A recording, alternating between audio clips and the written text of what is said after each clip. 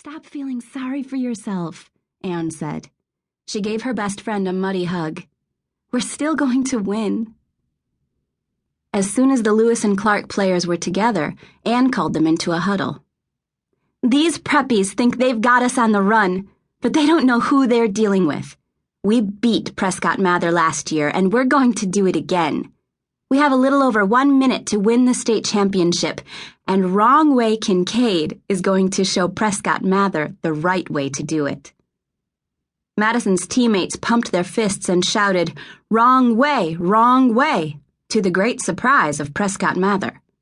Then the clock was ticking, and Madison suddenly found herself with the ball, headed toward the Prescott Mather goal.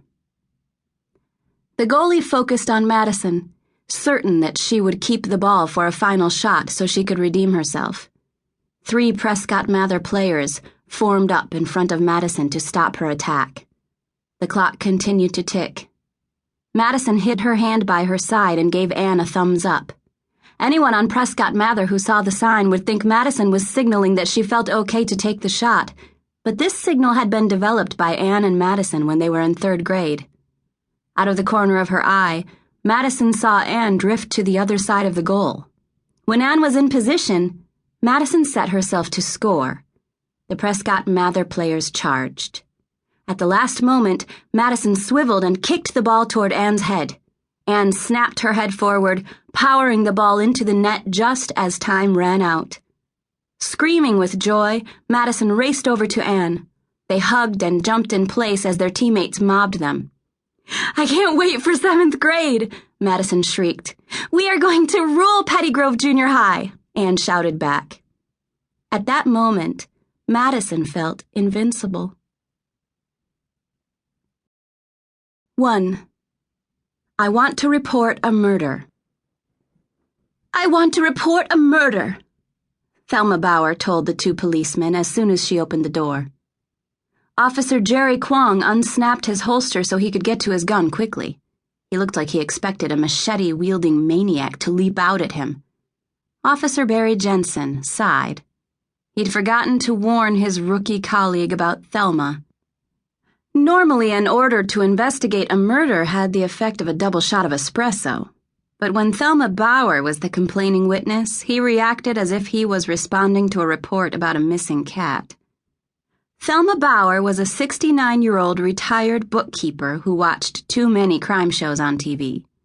Unfortunately, they gave her a view of the world in which everyone was a suspect, and she was constantly reporting suspicious behavior. Over the years, Thelma had reported several criminals who turned out to be gardeners, salesmen, and delivery boys. "Tell us what you saw, ma'am," Kwong said. After calling 911, Thelma had combed her short gray hair, applied makeup, and put on her nicest dress. She always made it a point to dress up when she phoned 911 in case television reporters followed the police. Thelma smiled at the handsome young policeman. Then she remembered why he was there and cast a nervous look at the house next door. "We'd better go inside, in case he comes back," she said. "In case who comes back?" Kwong asked as he followed Thelma's gaze. "Mark Shelby, the killer," Thelma whispered. Kwong and Thelma went inside. Officer Jensen hitched up his gun belt and pulled pants fabric out of his butt before following them. The drapes were closed, but an old-fashioned floor lamp illuminated a floral couch covered in plastic, shelves full of snow globes, ceramic cats, and other knickknacks, and a 46-inch plasma TV that looked out of place among the dowdy furnishings. "What makes you think Mr. Shelby is a killer?" Jensen asked. "Oh, there's no doubt about that," Thelma answered with a confident smile. "Would you two like some coffee cake and tea?" Kwong was about to accept when Jensen laid a hand on his forearm. The first time he'd answered one of Thelma's 911 calls, he'd made the mistake of accepting and had almost choked on the worst cake he'd ever tasted. "Thanks, but we'll have to turn you down," Jensen said. "If a murder's been committed, time is of the essence." "I understand completely. If a homicide isn't solved in the first 48 hours, the chances of it ever being solved begin to disappear," Thelma said, repeating the words of a wise detective from her favorite mystery drama.